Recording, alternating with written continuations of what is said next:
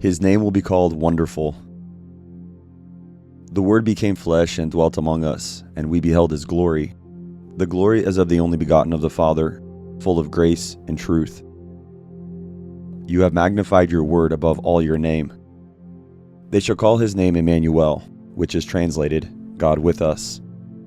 And you shall call his name Jesus, for he will save his people from their sins. That all should honor the Son, just as they honor the Father. God also has highly exalted him, and given him the name which is above every name, far above all principality and power, and might and dominion, and every name that is named, not only in this age, but also in that which is to come. And he put all things under his feet. He had a name written that no one knew except himself, King of kings and Lord of lords.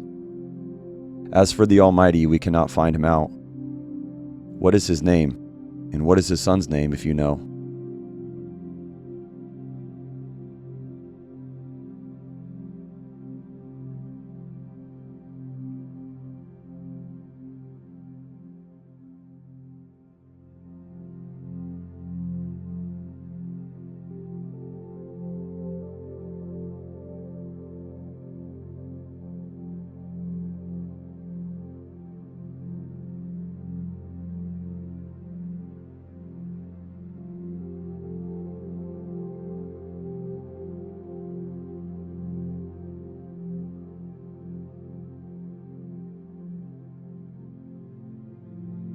The Lord's portion is his people.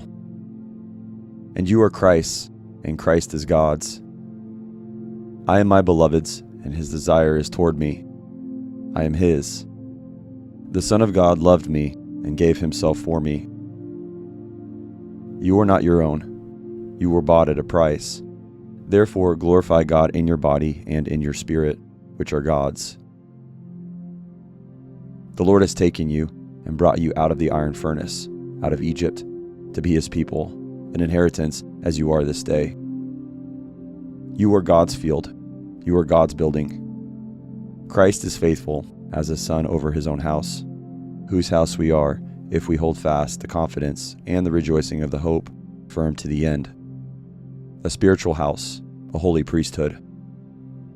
They shall be mine, says the Lord of hosts, on the day that I make them my jewels. All mine are yours, and yours are mine, and I am glorified in them. The glory of his inheritance in the saints,